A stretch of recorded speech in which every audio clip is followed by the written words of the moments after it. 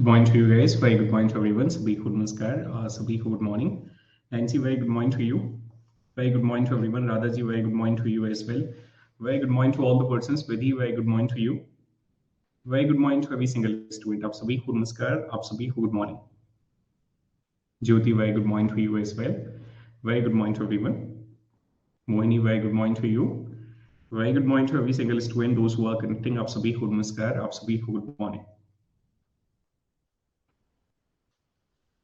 Do drop a message in the respective group of yours that the session is live so that rest of the persons, those who used to connect with us, they can also be the part of the session.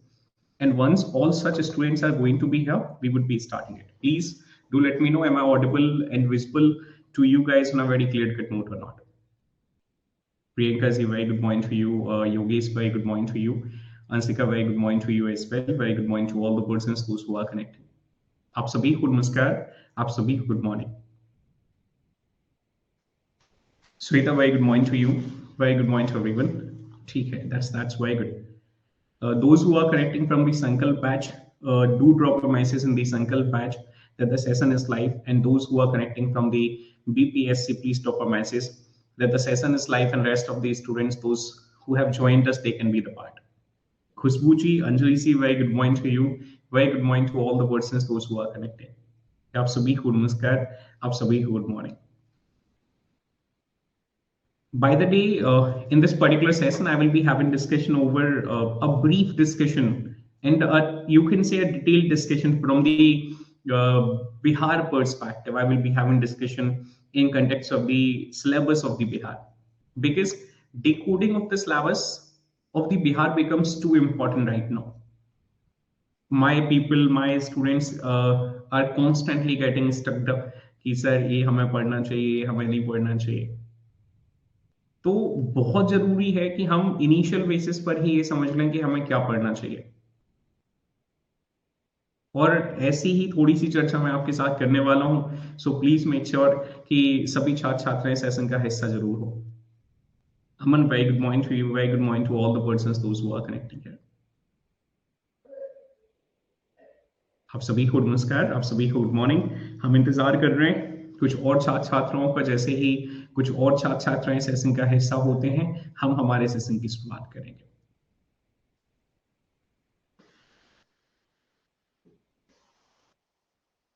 Anjali ji, I will be having a call with you very shortly in this class only. First and foremost, नहीं, उनका कोई syllabus change नहीं हुआ है. अरे इनके साथ थोड़ी सी दिक्कत है. ये लोग क्या होते हैं, आपस में थोड़ी सी चर्चा ज्यादा करते हैं कई बार, या फिर थोड़ा सा सोचने का काम ज्यादा करते हैं. क्योंकि योगेश उस स्टेज पर भी हैं जहां जहां इनको सोचना बेहद जरूरी है. लेकिन इन्हें सोचना ये है कि अभी तक सिलेक्शन क्यों नहीं हुआ. ये नहीं सोचना है कि हम क्या पढ़ रहे हैं. अच्छा, ये सोच ये रहे हैं कि अभी तक सिलेक्शन क्यों नहीं हुआ, इस पर बहुत ज्यादा चिंता नहीं कर रहे हैं. ये लोग चिंता इस बात पे कर रहे हैं कि है ना, चल क्या रहा है. तो हम थोड़ा सा इस चीज पर चर्चा करेंगे, बेहद जरूरी है. यही तो हमारे प्लेटफॉर्म की सबसे अच्छी खासियत है कि हम रिप्रेजेंटेशन को बहुत महत्व देते हैं. हम हमारे स्टूडेंट्स को बहुत इंपॉर्टेंस देते हैं कि हाँ भाई, हम आपसे ही हैं और आपकी समस्या हमारी समस्या, अगर वह शिक्षा को लेकर है तो निश्चित तौर पर हम थोड़ी सी चर्चा करने वाले हैं. तो फिर दूसरा क्या है कि एक और सिस्टम है कि अभी जैसे अनअकैडमी के साथ एक पॉइंट रहा योगेश की, अनअकैडमी जो है एक तरीके से आप कोलैप्स कह सकते हैं उसे. ठीक है, बिहार स्टेट पीसीएस एग्जामिनेशन की जो कैटेगरी है उसको बंद किया गया और नॉर्थ स्टेट पीसीएस एग्जाम को स्टार्ट किया गया. Sali ji, very good morning to you. और फिर उसके बाद जाकर अचानक से एक मैसेज आया कि नॉर्थ स्टेट एग्जाम जो है उसमें भी 31 मार्च के बाद जाकर सेशंस जो है वह बंद हो जाएंगे. Sali ji, very good morning to you. आज तो 80% रहे, स्वस्थ रहे आप. और एक और पॉइंट है इसमें, हमें बड़ा इंटरेस्टिंग तरीके से पूरी क्रोनोलॉजी को समझना है. Vishal ji, Mridul ji, very good morning to you. इनके साथ एक लिंक शेयर करी थी मैंने, आप लोगों के साथ भी एक लिंक शेयर करी थी कि भाई जैसे आपके साथ हुआ था जब मैं वहां से उस कैटेगरी से स्विच करके बीपीएससी में गया, तो most of you people were asking for the repayment from the Unacademy कि भाई हमारा पेमेंट जो है वो हमें वापस कर दीजिए. तो इनके लिए ना एक बड़ा अच्छा ऑफर आया. उन्होंने एक लिंक शेयर करी कि भाई जो अपना पेमेंट आपने जो कुछ हमें दिया हुआ है वो आप वापस चाहते हैं तो क्या कर दीजिए, इस लिंक को भर दीजिए, Ashutosh ji very good morning to you, Sneha ji very good morning to you.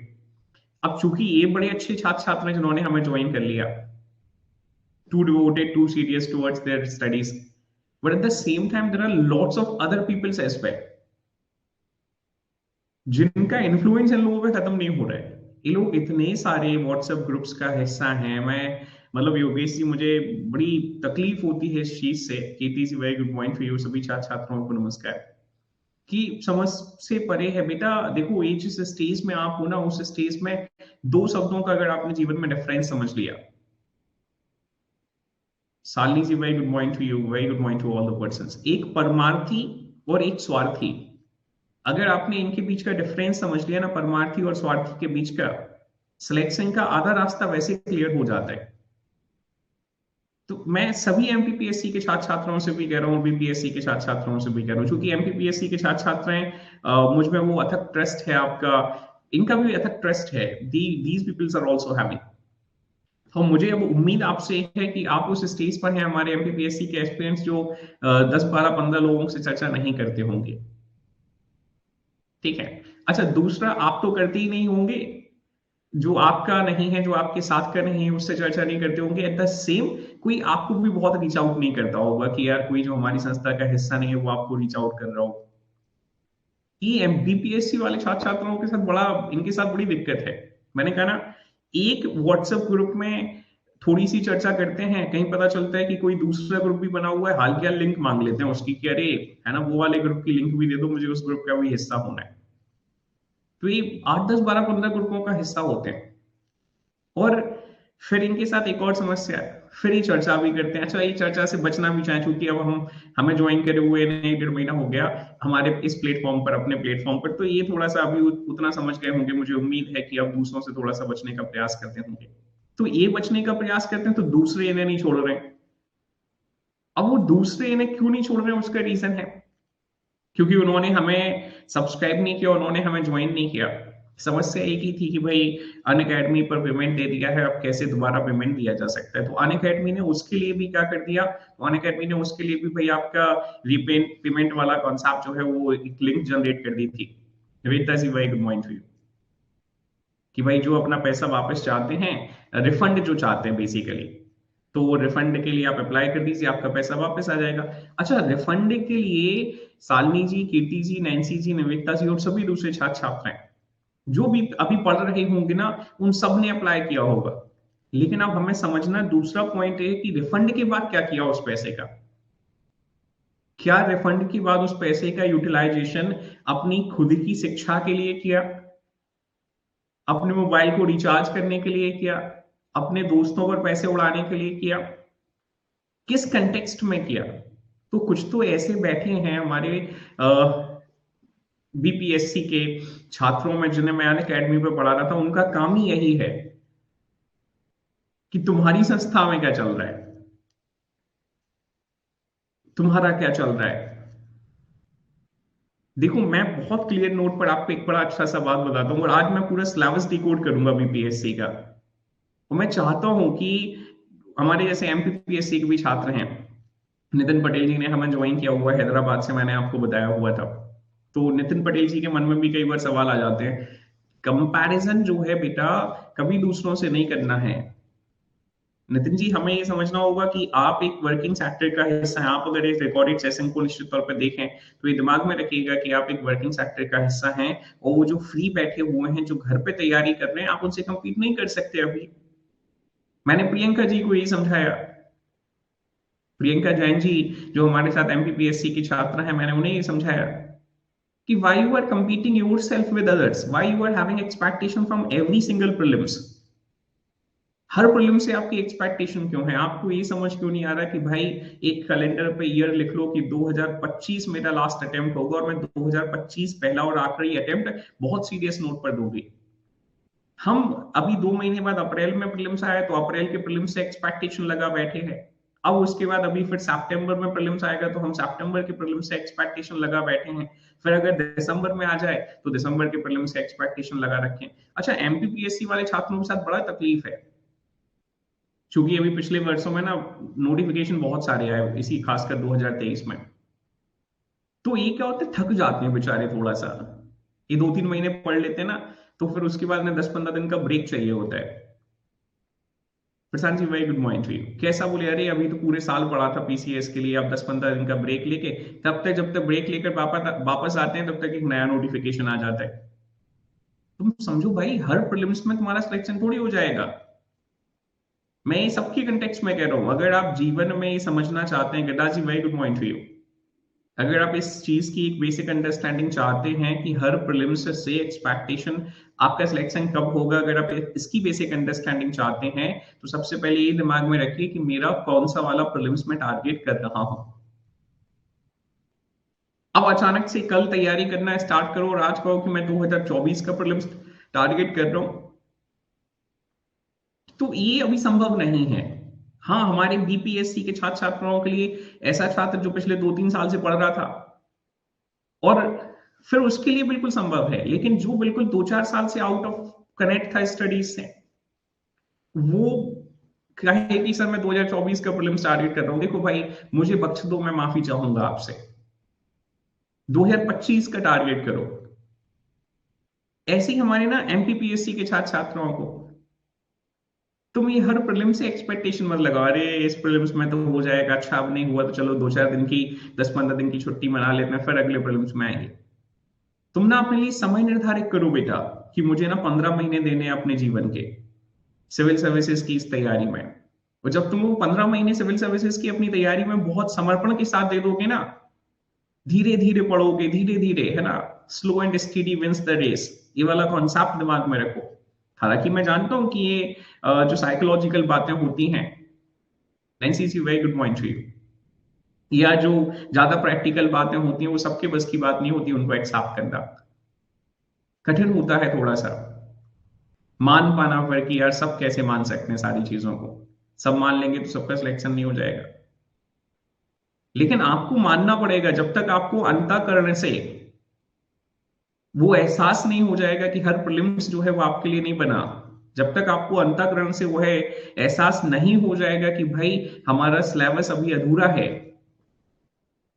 जब तक आपको अंतःकरण से यह एहसास नहीं हो जाएगा कि नहीं अब मैं पूरी तरह से तैयार हूं, तब तक उस प्रीलिम्स से एक्सपेक्टेशन मत लगाइए। दूसरा, सोशल साइट से बचिए। आपको आपकी सिलेक्शन से रोकने के लिए 1000 लोग मार्केट में बैठे हुए हैं, जो आपसे कहेंगे क्या चल रहा है, जो आपको 10 बातें मेरे कंटेक्स्ट में बताएंगे, 5 बातें आपके कंटेक्स्ट में बताएंगे, 2 बातें उनके कंटेक्स्ट में बताएंगे, और आपके सेंस की एक भी नहीं है, प्रीलिम्स में एक भी नहीं आना उनमें से, सबसे इंपॉर्टेंट ये है। तो थोड़ा सा इन चीजों पर फोकस करो भाई, जहां राजनीति होती हो, जहां पॉलिटिक्स होती हो, ऐसे गट्टों से थोड़ा सा बचो।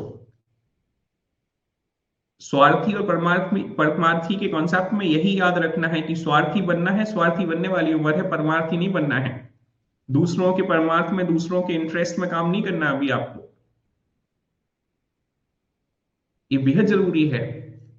कोई आपको बहुत डिस्टर्ब करे, आजकल हर सोशल साइट्स पर ये फैसिलिटीज अवेलेबल है, एक ब्लॉक करने की फैसिलिटी अवेलेबल होती है, इंस्टेंट ब्लॉक कर दी से,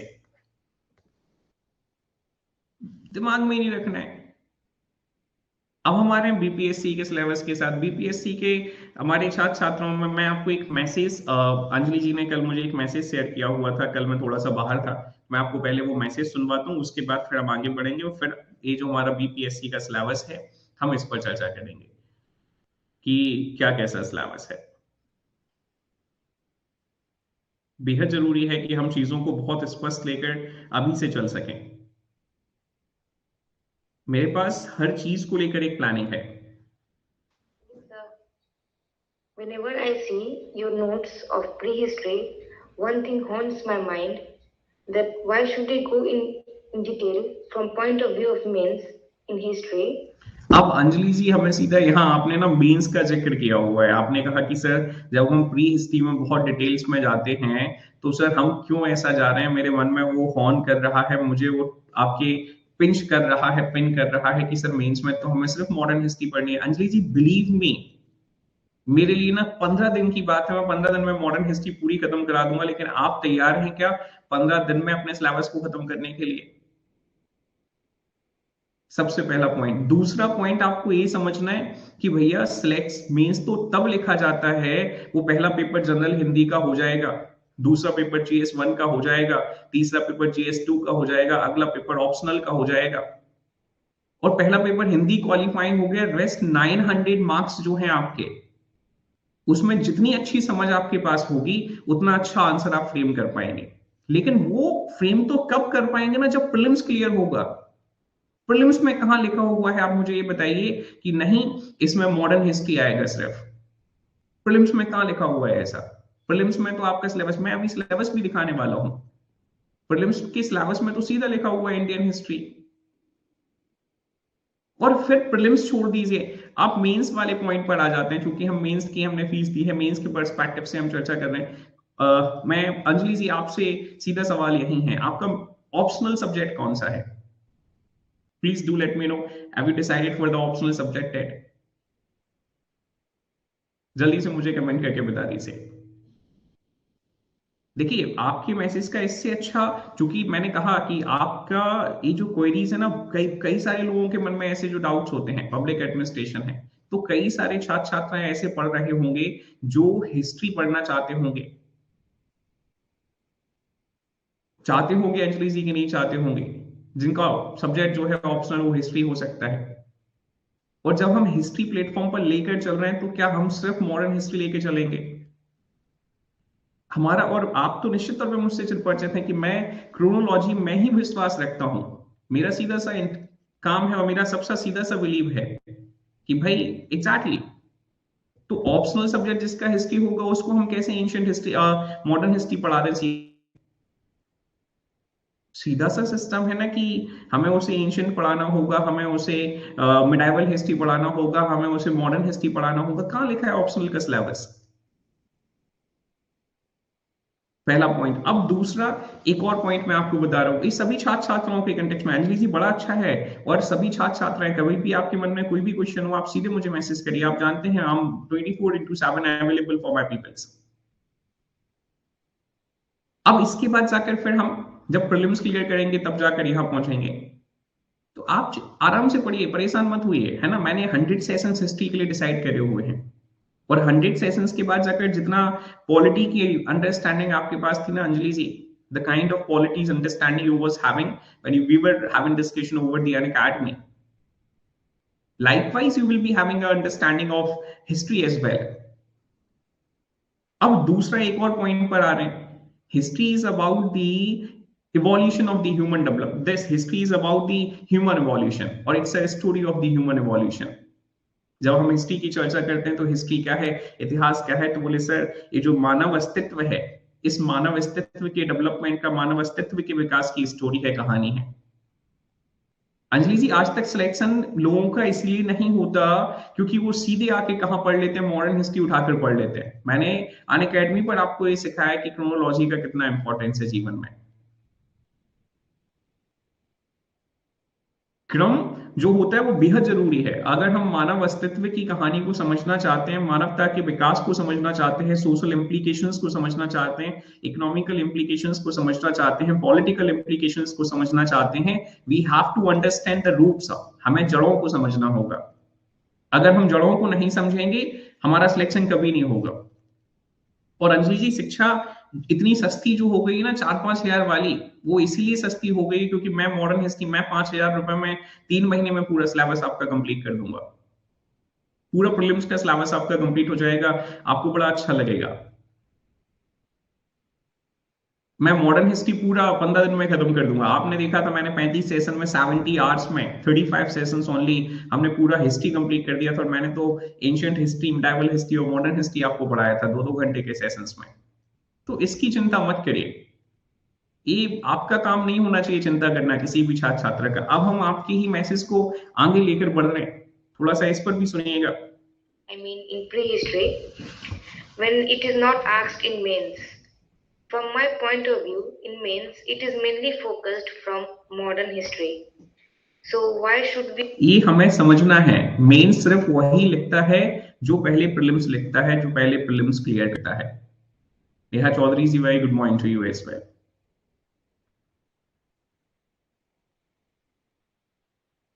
coming to the next one, आगे बढ़ रहा हूं, ध्यान से देखने सुनने समझने का प्रयास करिएगा। We go in such a detail and read your notes repeatedly from men's point of view, sir. I just get confused regarding. Please clarify, sir. Anjali जी, अभी ये क्लियर है आपको, क्लैरिफाइड है? जल्दी से मुझे बता दीजिए, पूरा कॉन्सेप्ट क्लियर है आपको? आपका ये हिस्ट्री वाला कॉन्सेप्ट मैंने आपकी हर एक डाउट पर, हर एक पॉइंट पर बड़े क्लियरली आपको सारी चीजें बता दी हैं, ताकि सबको भी ये समझ आ जाए। मैं अभी इसके बाद सिलेबस पर भी चर्चा करूंगा। अब मैं आगे बढ़ रहा हूँ, ध्यान से देखिएगा थोड़ा सा। And one more thing regarding current affairs, sir. Today it was Bihar current affair. I could easily go through it, but when it comes about international and national current affairs, I just get puzzled. I mean, it is not clear to me. Anjali, is the reason behind it. Why the national as well as the international current is not very clear to you? Because we are not having discussion over the by the day current, present current. I have asked you to look after the current of the October month. I have asked you to look after the current affair of the November month. This is your responsibility, and this must be your responsibility. When you are having very clear-cut idea that in the next week, by Monday, Wednesday, as well as Friday, sir will be dealing with the December current affair. So your sincere responsibility to look after the affairs of December by your own self, so that when you will be sitting into the classes, you can connect with the educator. And what you guys are doing, you guys are constantly doing this कि sir वो current हमें ना MCQ format में चल रहा है, या current जो है वो वन वे कम्युनिकेशन के माध्यम से चल रहा है। उस करंट, बेटा हमने ना आज तक करंट को एक अलग नजरिए से देखा है। कल मैं किसी एक नए दूसरे टीचर को लेकर आऊंगा, आप मुझसे कहेंगे कि सर वो हमें अब बिहार का समझ नहीं आ रहा, अब हमें बिहार करंट अफेयर समझ नहीं आ रहा। और देखिए, अभी मैं आपको ना यतीश सर की इंपॉर्टेंस समझाता हूं। यतीश सर की इंपॉर्टेंस ये समझिए कि उस बंदे के पास ना जितने जो सेंट्रल लेवल के एग्जाम्स हैं, उन सेंट्रल लेवल के एग्जाम्स की, स्टेट लेवल के एग्जाम्स की, वो हर एग्जाम को देते हैं। वो सेंट्रल लेवल के जो एग्जाम्स होते हैं, स्टेट लेवल के जो एग्जाम्स होते हैं, उन एग्जाम्स को देते हैं। He is having that sound understanding जो एक बच्चे के पास नहीं हो सकती, जो एक स्टूडेंट के पास नहीं हो सकती, कि भाई कौन सा क्वेश्चन कौन से पेपर में आ रहा है। और उनके साथ सिर्फ इतना ही नहीं है, वो घटनाओं को एसोसिएट करके बताते हैं आपको। अब आपको करना क्या है अंजलि जी? ईमानदारी से आपको ये सोचना है, ईमानदारी से और बिना दिमाग लगाए सभी छात्र छात्राएं जो मेरे हिसाब से चलना चाहते हैं और जो मेरे हिसाब से चीजों को लेकर देख रहे हैं, समझ रहे हैं और सुन रहे हैं। मैंने इस साल अपने में थोड़ा सा परिवर्तन किया कि मैं किसी से भी स्पेसिफिकली नाम लेकर चर्चा नहीं करूंगा कि भाई आपको क्या दिक्कत है, आप क्यों सेशंस का हिस्सा नहीं हो रहे हैं। That is completely up to you. हम हमारा काम ईमानदारी से कर रहे हैं, लेकिन मैं फिर भी सबके इंटरेस्ट में ही चाहता हूं, बिना दिमाग लगाए Monday, Wednesday, Friday live mode में 2 घंटे, 1.5 घंटे या 2 घंटे पढ़ा रहे हैं वो बंदा, 1.5 घंटे 2 घंटे उनके साथ कनेक्ट करिए। फिर दिसंबर की कोई भी मैगजीन उठा लीजिए, बाद में उठा लीजिए या पहले उठा लीजिए, और पूरी दिसंबर की मैगजीन पढ़ लीजिए, आपको सब समझ आ जाएगा। आप सेल्फ एफर्ट्स तो करिए। भाई वो आस्किंग फॉर कि आम जो है वो हमारी गद्दी पर दे दिया जाए, संभव ही नहीं है। You are asking for the mango without making efforts for the mango, है ना? थोड़ी सी एफर्ट्स करो भाई। आई एम हैविंग अंडरस्टैंडिंग कि मैं क्या कर रहा हूं आपके इंटरेस्ट में, तो आपको परेशान नहीं होना। और नेशनल इंटरनेशनल करंट क्यों कठिन लगता है आपको? रीजन ही यही है कठिन लगने के पीछे कि भाई आपने एक नेशनल और इंटरनेशनल करंट की वो अंडरस्टैंड, आज तक वो सही सीक्वेंस ही नहीं देखा जिस सीक्वेंस में आपको चीजों को लेकर चलना चाहिए। आई एम नॉट सेइंग कि किसी ने आपको अच्छा पढ़ाया है, किसी ने आपको बुरा पढ़ाया है। सब अच्छा पढ़ाते हैं, सब अपने हिसाब से एफर्ट्स डालते हैं, लेकिन क्या सबके एफर्ट्स कलेक्टिव इंटरेस्ट में होते हैं, इंडिविजुअल इंटरेस्ट में होते हैं? ये थोड़ा सा सवाल हो जाता है। और मैं इस पैटर्निटी को ना 7 साल से देख रहा हूं। अधिकांशतः लोग जो हैं वो इंडिविजुअल इंटरेस्ट में ज्यादा काम करते हैं। हम कभी भी हमारे स्टूडेंट्स के ओपिनियन के हिसाब से काम नहीं करते। ओपिनियन पर्सपेक्टिव हमारे हैं, इंटरेस्ट आपका होगा, इतना गारंटीड है। और मुझे जहां तक शायद मैं समझ रहा हूं, आज सर जो है आपका दिसंबर का करंट अफेयर स्टार्ट करेंगे। आज मंडे है, तो थोड़ा सा दिसंबर के बारे में पढ़ लीजिएगा, कोई मैगजीन आपके पास होनी चाहिए करंट अफेयर की, तो दिसंबर के बारे में पढ़ लीजिएगा। फिर इस पूरे वीक में सिर्फ दिसंबर दिसंबर की मैगजीन पढ़िएगा। ये तो कितना अच्छा, आपके पास एक गोल्डन अपॉर्चुनिटी है कि भाई दिसंबर का करंट एक वीक में आपके लिए कंप्लीट हो रहा है, तो उस वीक में बस आपको दिसंबर दिसंबर के करंट पढ़ना है। आप अरे सिलेक्शन तक जा रहे हो, सिलेक्शन तक जाना ही नहीं है आपको, ना सिलेक्शन तक जाना ही नहीं है अभी। आपको अपने आप तक जाना है, अपने आप को डेवलप करने पर काम करना है। जिस दिन आप डेवलप हो जाएंगे, यकीन मानिए आपका सिलेक्शन हो जाएगा। और आप इस सिलेक्शन के नजरिए से आगे बढ़ते रहोगे ना, मेंस की चर्चा करते रहोगे, प्रीलिम्स की चर्चा करते रहोगे, इंटरव्यू की चर्चा करते रहोगे, कुछ नहीं होगा इससे। जिस दिन यकीन मानिए मुझे लगेगा कि कोई चीज आपके इंटरेस्ट में नहीं है, मैं उस दिन उस चीज को वहां से रिप्लेस कर दूंगा। लेकिन आपको वो ट्रस्ट, वो बिलीफ और सारी चीजें बिना क्वेश्चन करे उसमें दिखाना होगा। तो ये थोड़ा सा आपको समझना है, और थोड़ा सा चीजों पर खुद से एफर्ट्स डालना स्टार्ट करिए। अभी तक सेशंस आपने कितने कनेक्ट करे हुए हैं करंट अफेयर के सर के साथ? 3 सेशंस आप कनेक्ट करिए लाइव मोड में, एक वीक में आज से ही स्टार्ट हो रहा है। सबसे अच्छी बात यह है, आज मंडे है, मंडे में सर कुछ नया करंट स्टार्ट करेंगे, दिसंबर मंथ का स्टार्ट करेंगे। मंडे पढ़िए, ट्यूसडे पढ़िए, और Thursday, Wednesday, Thursday, Friday, Saturday पढ़िए, और फिर पूरी दिसंबर की एक मैगजीन पढ़ लीजिए। आपको ना दिसंबर के करंट की बेहद शानदार अंडरस्टैंडिंग होगी।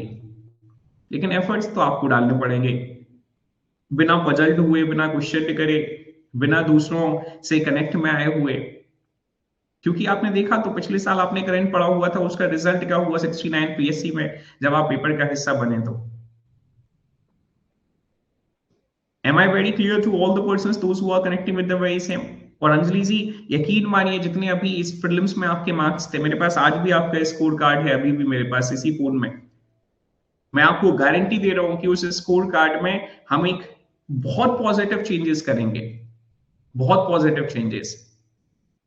बस आपको नियमित सेशंस का हिस्सा बने रहना है, और वो भी लाइव सेशंस का। मुझे ना सच में चूंकि आप लोग तो लाइव सेशंस का अधिकांशतः छात्र छात्राएं हिस्सा होते हैं, लेकिन कुछ हमारे ऐसे छात्र हैं जो लाइव सेशंस का हिस्सा नहीं हो पाते। उनसे पूछो सर क्यों लाइव सेशंस का हिस्सा नहीं हो रहे? सर ऐसे ही नहीं हो रहे। तो तुम ऐसी पढ़ क्यों रहे हो? ऐसे पढ़ना बंद कर दो भाई। तुम्हारे पास जब लाइव सेशंस में कनेक्ट करने की फुर्सत नहीं है, जब टीचर आपका एक समय पर क्लास लेने के लिए दिन भर वहां अवेलेबल है, आप ऐसे ही अपनी सुविधा के हिसाब से फिर जाके क्लासेस को क्या करोगे, 2x में, 1.5x में देखोगे।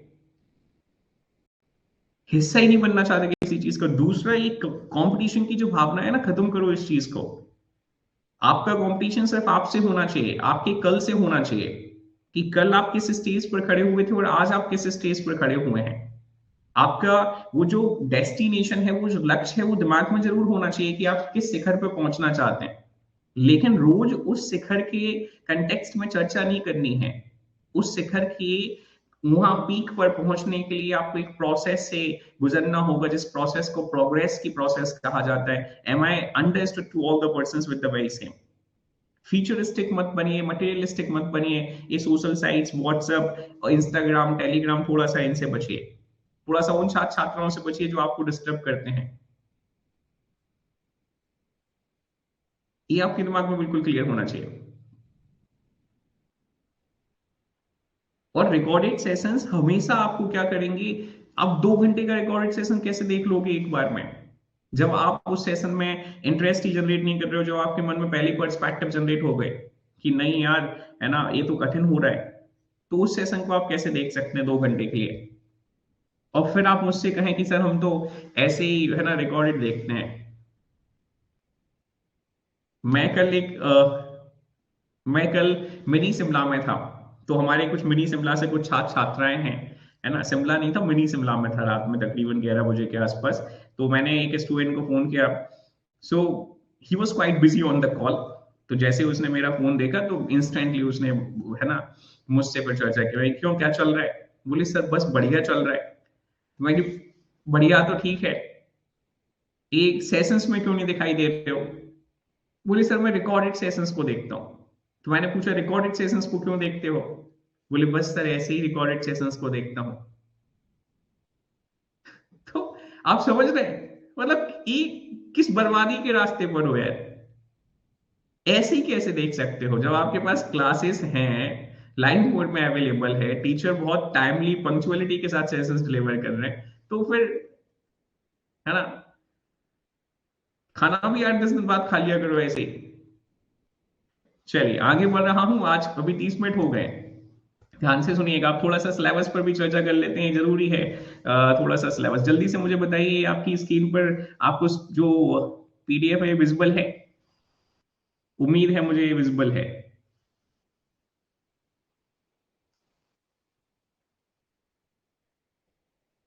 ठीक है, अब देखिएगा यहाँ पर ये प्रीलिम्स के सिलेबस पे अंजलि जी हम चर्चा कर रहे हैं, और सबसे पहले ना प्रीलिम्स ही क्लियर करना होता है। अगर किसी छात्र छात्रा के मन में ये सवाल हो कि सर मेंस ही करना है हमें, Rashmi ji very good morning to you.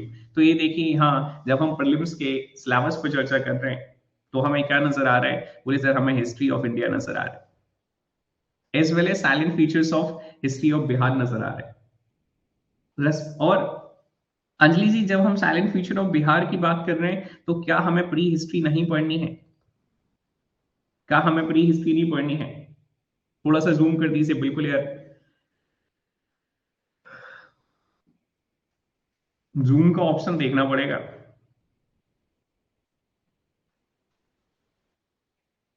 मैं पढ़कर बता देता हूँ योगेश, है ना, बहुत यार फ्यूचरिस्टिक नहीं हो पाया हूं, तो हमें ये features of history of Bihar पढ़ना है इसमें एक। तो हमें प्री हिस्ट्री पढ़ना है, आपकी चिरान के साथ जो है वो एसोसिएटेड है। उसके बाद जाकर तो हिस्ट्री का तो यही सिलेबस दिया गया है, मुझे तो कहीं नजर नहीं आया इसमें।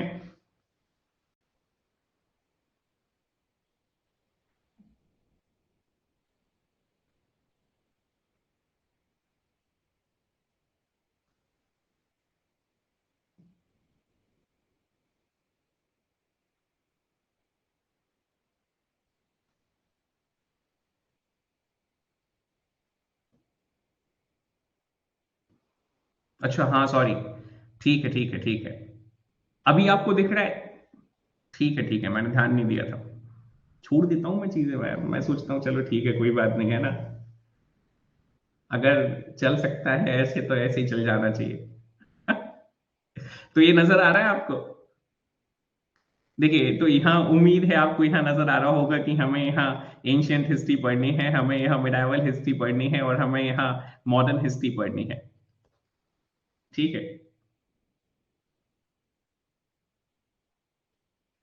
जब पहले प्रीलिम्स क्लियर होगा तब मेंस पर हम पहुंचेंगे। अब मैं वापस आ रहा हूं, ध्यान से देखिएगा। दूसरा हमें क्या नजर आ रहा है, देखो current events of national as well as international importance. अब मुझे ये तो बता दीजिए यहाँ कहाँ लिखा हुआ है कि आपको क्या पढ़ना है? आप सभी सेशंस का लाइव मोड में हिस्सा बनिए, मैं आपको गारंटी दे रहा हूं कि आपका करंट अफेयर का जो सेक्शन रहेगा बिहार स्टेट पीसीएस में 70th बीपीएससी में, आपके पास एक साउंड नॉलेज होगी, साउंड अंडरस्टैंडिंग होगी। उसके बाद general geography, geographical division of Bihar and its major river system, Indian polity and economy, major changes in economy of Bihar in the post independence period, Indian national movement and the part played by Bihar in it, and also the questions regarding the general mental ability, मतलब वो CSAT वाले section पर आते हैं। Science का section जो है वो बड़ा थोड़ा सा ठीक नजर आता है इसमें, और साइंस का सेक्शन कैसे ठीक नजर आता है, तो आप जब साइंस के सेक्शन को देखते हैं तो इसमें नजर आ रहा है questions on general science will cover general appreciation and understanding of science including the methods of everyday observation and experience। ये बस यही थोड़ा सा कठिन है, मतलब यकीन मानो, बट आपने देखा था 69th बीपीएससी में, मुझे उम्मीद है कि आपको याद है 69th बीपीएससी में आपकी 69th बीपीएससी के जो टीचर्स थे, ठीक है, उनके तरफ से आपने खासकर साइंस के कंटेक्स्ट में आपने क्या सुना था, अरे भाई पैटर्न चेंज हो गया है। आप तो पढ़ रहे थे, आप में से तो अधिकांश लोगों ने पेपर दिया था, और हमने उस समय में भी क्या कहा था कि भाई देखो हिस्ट्री के क्वेश्चन सारे आए हैं, पॉलिटी के क्वेश्चन सारे आए हैं। तो ये संस्था तो आप समझिए, इस संस्था की हर चीज को, हर क्लास को मैं सुपरवाइज करता हूं। जो आपके इंटरेस्ट में नहीं होगा बिल्कुल उस चीज को वहां से हटा दिया जाएगा। आप बस पढ़ने पर फोकस्ड रहिए। May be expected as well as educated person who has not made a special study of any scientific discipline. In history, emphasis will be on broad general understanding of subject. In Anjali जी यहाँ समझिएगा, देखो इसमें साफ साफ लिखा हुआ है कि जब हम यहाँ हिस्ट्री की चर्चा कर रहे हैं तो हिस्ट्री में हमें क्या नजर आ रहा है, तो बोले बिल्कुल क्लियरली उन्होंने कहा कि हम क्या करने वाले हैं। बोले यहाँ पर ठीक है, ये देखिए, in history emphasis will be on broad general understanding of subject in its social, economical as well as political aspect। तो हम यही तो पढ़ रहे हैं कि ह्यूमन इवोल्यूशन कैसे हुआ है, उसका सामाजिक विकास कैसे हुआ है। तो आप ना पजल नहीं हो, आपको कुछ हॉन्ट नहीं करना चाहिए, सारी चीजें जो है बिल्कुल ठीक चलनी चाहिए। अब हम थोड़े से मेंस के सिलेबस की ओर आ रहे हैं, तो मेंस के सिलेबस पर जो है उसमें भी समझ लीजिए भाई कि मेंस के सिलेबस में क्या हमें दिया गया है जो हमें तकलीफ दे रहा है।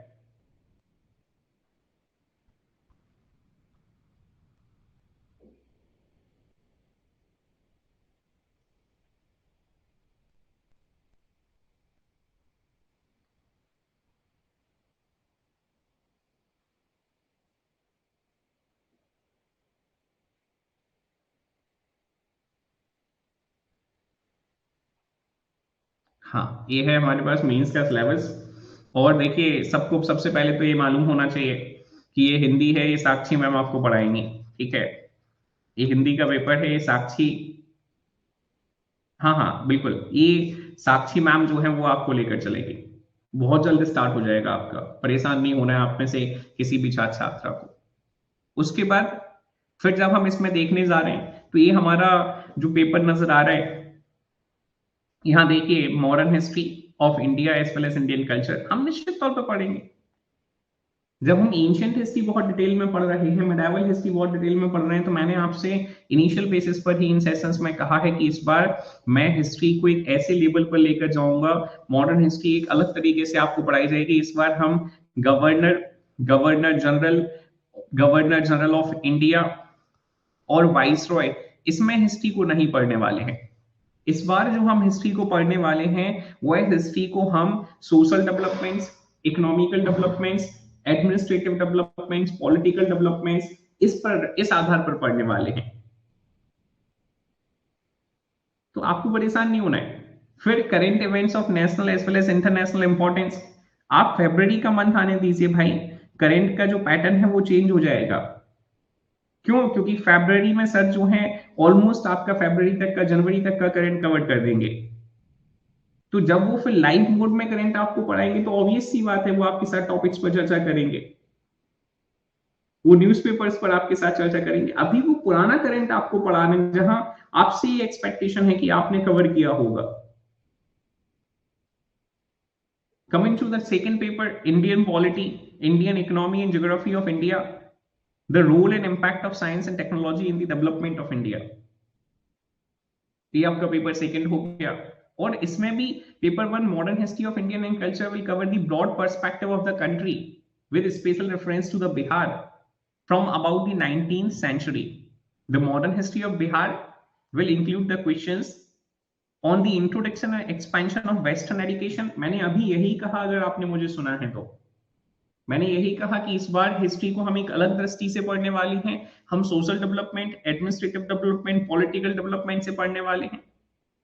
It will also have questions on Bihar's role in freedom struggle of India. Question will relate to the Santhal uprising 1857 in Bihar, Birsa movement, Champaran Satyagraha, quit India movement 1942। और यही देखिएगा अंजलि जी, knowledge of the chief features of modern pal art as well as Patna Kalam paintings will be expected from the examiners। तो ये आपका syllabus होने जा रहा है। हमें मोहनदास करमचंद गांधी जी को पढ़ना होगा, हमें रविन्द्रनाथ टैगोर जी को पढ़ना होगा, हमें पंडित जवाहरलाल नेहरू जी को पढ़ना होगा। Am I very clear to all the persons with the syllabus? You people let me know right now। जल्दी से मुझे कमेंट कर दीजिए क्या मैं आपको पूरी तरह से, हमारे सभी बिहार पीसीएस के छात्र छात्राओं को बिल्कुल पूरी तरह से स्पष्ट हो कि आपको ना ये कंफ्यूज नहीं होना है, दूसरों से बहुत ज्यादा चर्चा से बचना है। और प्रीलिम्स निकालने पर ज्यादा फोकस करना है। जब प्रीलिम्स लिख लेगा तब तो मेंस लिखोगे, और लाइव सेशंस का हिस्सा बनना है। ठीक है, चलिए हेडिंग फॉरवर्ड। थोड़ा सा ये एमपी वाले छात्र छात्राओं से बचना है, इनकी नजर जो होती है ना हर स्टेट के पीसीएस पर होती है। एक आध का सर्वर घूम गया तो हो सकता है एक आध जो है बोले सर हम भी क्या बीपीएससी का फॉर्म भर दें, मेंस में सिर्फ मॉडर्न हिस्ट्री आ रही है। तो समझ रहे हो आप, कंपटीशन जो है यहां थोड़ा सा बढ़ जाता है। मैंने जब बिहार पीसीएस को ज्वाइन किया था ना, जिस समय में आपके अन अकेडमी पर 28th of March as far as I'm concerned I deliver the very first session 28 March में। तो वहां मुझे किसी ने कहा था, बोले ना अब आप बिहार में जा रहे हो, बिहार में कंपटीशन बढ़ने वाला है, अब आप वहां भी जाकर competition बढ़ाओगे।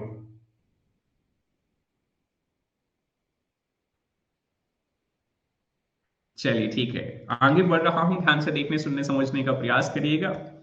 Coming to this right now we will be having discussion over. तो अब हम हमारी इंडस वैली सिविलाइजेशन पर वापस आ जाते हैं। थोड़ा सा ये चर्चा बहुत जरूरी है, हम इस पर चर्चा कर सकें। Just give me a single minute.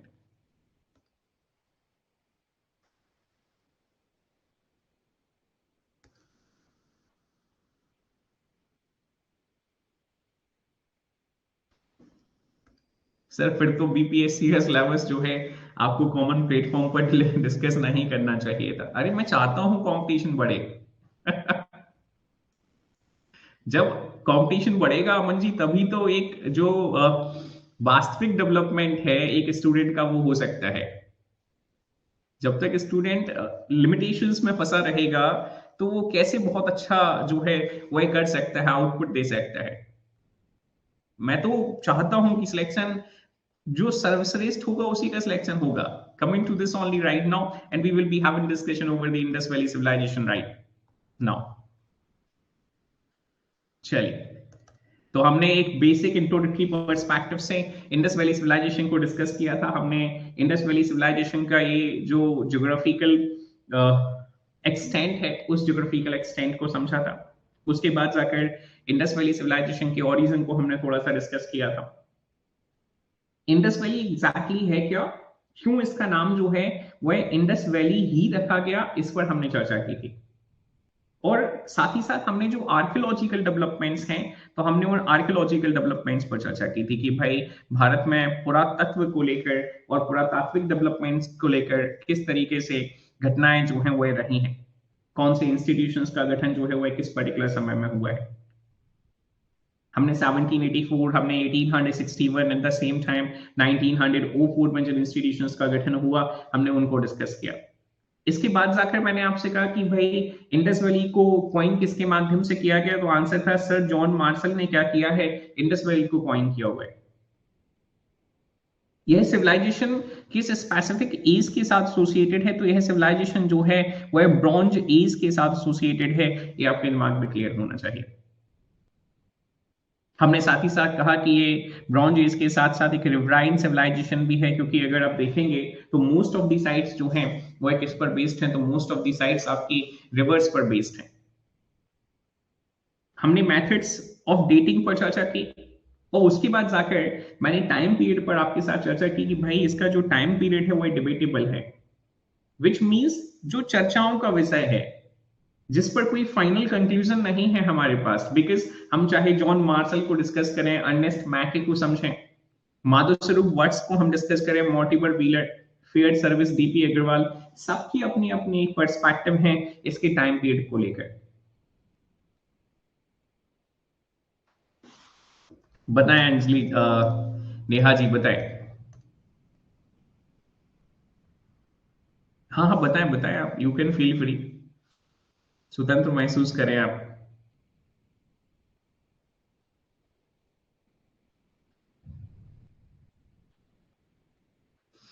कल एक हिस्ट्री में ना क्वेश्चन आया था, मैं एमपीपीएससी के सभी छात्र छात्राओं से पूछना चाहता हूँ, बीपीएससी में एक क्वेश्चन दिया था मैंने। क्वेश्चन था, अच्छा मैं पोल के माध्यम से एक क्वेश्चन यहाँ पूछने वाला हूँ। नेहा जी अगर आप भी अपना क्वेश्चन जो है वो शेयर कर दीजिएगा। अभी मैं पोल के माध्यम से एक क्वेश्चन आपसे पूछने वाला हूँ, मैं चाहता हूँ आप सभी छात्र छात्राएं जो है वो पोल के माध्यम से अपना आंसर जो है वो ऑप्ट करें। ठीक है, okay. So which among the following is the oldest civilization? Which among the following, which among the following is the oldest civilization? इनमें से कौन सी सिविलाइजेशन जो है वो है ओल्डेस्ट है? सबसे पहला ऑप्शन है इंडस वैली सिविलाइजेशन, आईवीसी। दूसरा ऑप्शन है आपका Mesopotamian civilization, just give me a single minute, Mesopotamian civilisation.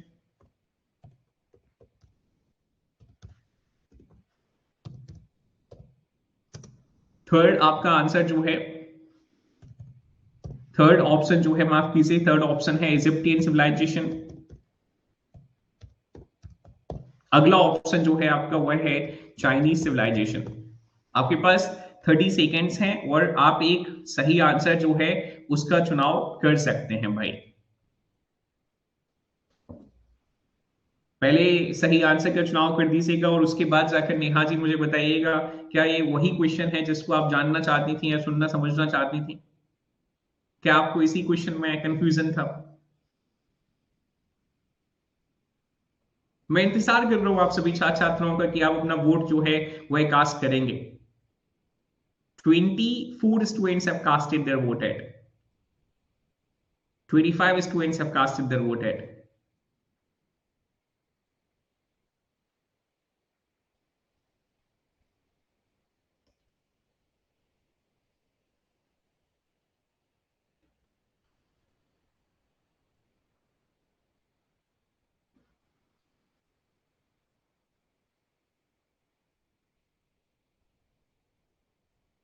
Shweta जी ये एक बार आप ग्रुप में मैसेज कर दीजिएगा इसके कंटेक्स्ट में, साइंस के कंटेक्स्ट में सर को टैग करते हुए।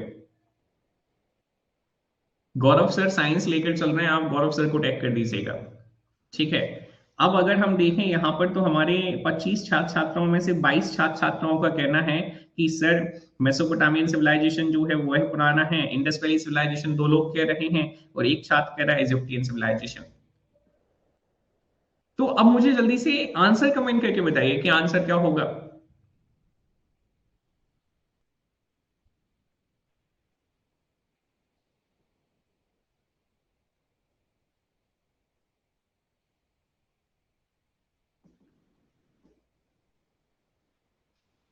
तो बॉम्बे हो गया। अब क्वेश्चन कह रहे हैं कि सर क्वेश्चन में जो था वह क्या था, तो क्वेश्चन में हमारा इंडियन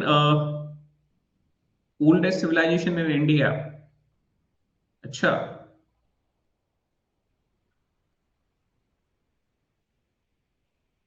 हाँ तो खत्म हो गया, फिर तो चर्चा का विषय ही खत्म हो गया ना बेटा। वो अगर इंडिया के पर्सपेक्टिव तो दूसरी सिविलाइजेशन इंडिया की है कहाँ, फिर उसमें डाउट कहाँ है? फिर तो वो क्वेश्चन में आंसर गलत हो गया मार।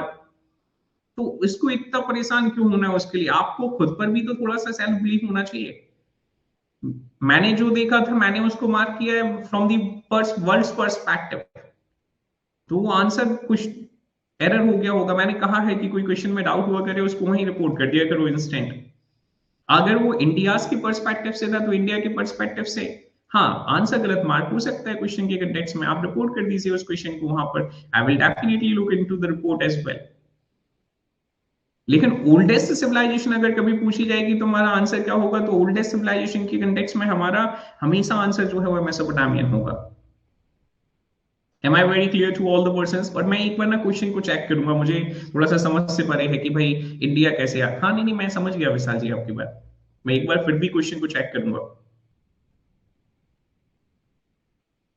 राधा जी कंटेम्पररी का मतलब होता है समकालीन, तो समकालीन का मतलब ये थोड़ी है कि आपकी और मेरी उम्र जो है वो सेम होगी। बिल्कुल बिल्कुल, हाँ लेकिन हम एक दूसरे के कंटेम्पररी हैं। Am I very clear to all the person with the very same? मुझसे तो सब आप बड़े हो सारे जितने यहां कनेक्ट कर रहे हो, ठीक है। मैं ही सबसे छोटा हूं। आगे बढ़ रहा हूं, ध्यान से देखने सुनने समझने का प्रयास करिएगा। चलिए, so coming to this only right now.